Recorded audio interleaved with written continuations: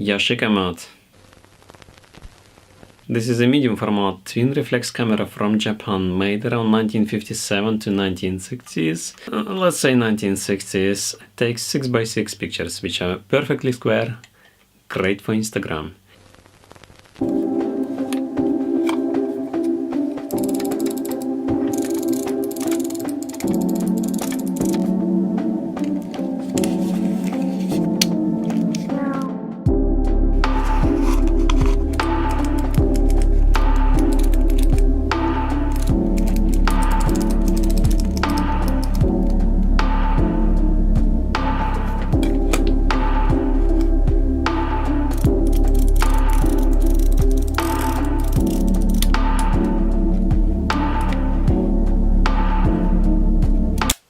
Usual roll of 120 film will give you 12 pictures you can take on a single roll with this camera. So this is a TLR camera, which means it's a twin reflex camera, which means it's got two lenses.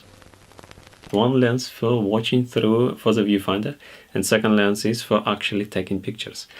This means, unlike in SLR cameras, when you take a picture, you still get a full view. There is no mirror to block your view. Your viewfinder is always available and you can always see what pictures you are taking. I have actually quite a few TLR cameras. Let's see what I have. Here is a classic one. This is Lubitel from Soviet Union.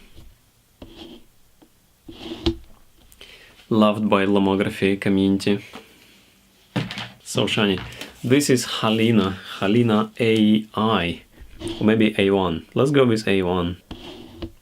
Halina is made in Hong Kong around, again, like 1960s. That's it. Made in Empire. There is also 35mm cameras, which are also twin reflex cameras. And here is one called Aqua Flexilet. Again, two lenses. Amazing, huh? Yashica Mat is not a hugely expensive camera. I mean, you can buy it on eBay for something like 60 to 100 pounds, depending on the situation with the camera. Sometimes you can buy it even cheaper, but then it's a bit of a gambling, like, is it working, is it not working? But the good news is, though, this is 100% mechanical camera. There are no batteries, there is no electronics to go bust. It is literally like just 100% mechanics, and it seems to be quite a reliable mechanics as well. I mean, mostly, so the whole camera is mostly just metal and leather. And it is actually quite heavy as well. It's got a waist level viewfinder, which is easy to open, and then you can sort of look through and see what's going on.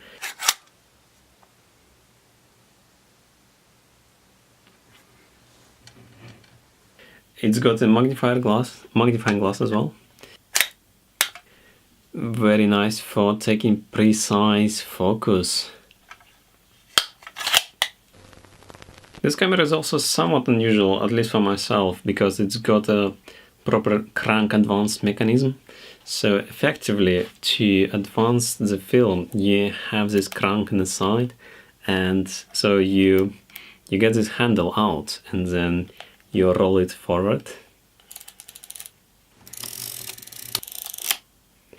And now it's done. And now you wind up the shutter by rolling this crank backwards. And now the shutter is wound up. And now you can take a picture. You can also take it back into the crank pocket. Initially it took me a while to figure out why the shutter button doesn't work. If you advance the film, if at this point you try to take a picture, it doesn't work. So the secret again is to wind it back counterclockwise, and now you can take a picture. Shutter is extremely quiet. If quietness of the shutter is important feature for you, this is definitely the camera to consider. It's even got a timed shutter.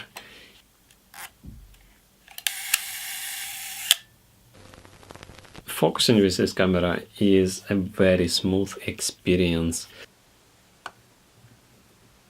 This knob on the side. As you focus, you can see the lenses are actually moving forwards and backwards.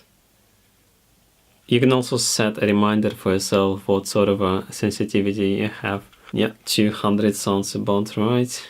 And also you can see a reminder of the depth of field. So depending on what kind of aperture you have set, it will tell you how much depth you have in your picture.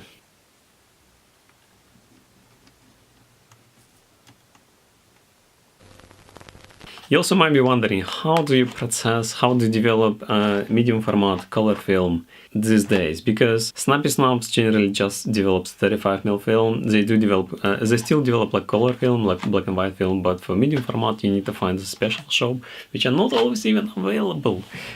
This is why it is important to be able to develop such films at home.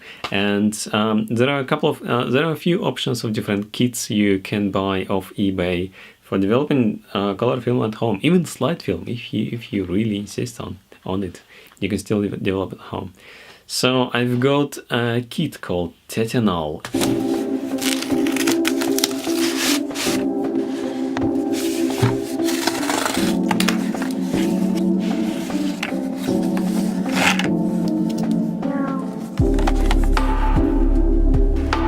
And Tetenal C41 makes developing of color film possible at home.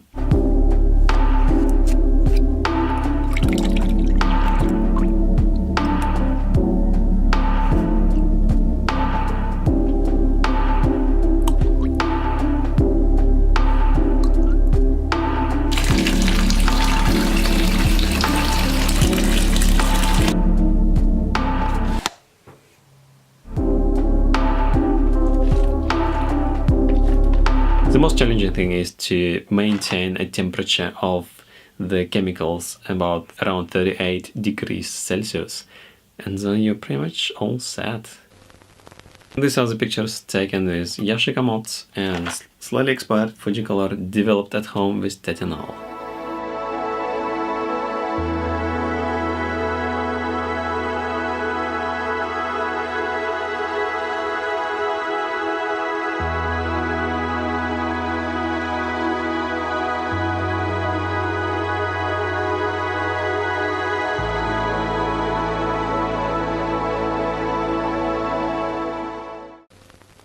All in all, quite happy about this camera actually. It doesn't feel like it can break down or just fall apart. It feels like made of reliable materials and is going to be a nice investment into the future, and also like a very nice twin reflex camera. With leaf shutter cameras, there is a common issue when the leaves become sticky and they sort of stick to each other, and then the shutter doesn't work at some point at all. Which doesn't seem to be an issue with this camera. The shutter just works perfectly fine, and yeah, like on all different speeds. Are you considering buying one of these cameras, or have you maybe already bought this camera and trying to figure out what to do with it? If you've already managed to take some pictures with this camera, please share them below. I would love to see what kind of pictures you can take with this camera. I will be definitely posting more. So the pictures I've taken with this camera for this episode, they are also linked below, so you can check out them in full resolution and in full details as well. Keep in mind, it's just one test roll really on an expired film. I will be taking some black and white pictures as well, which I will probably also link below once I have them.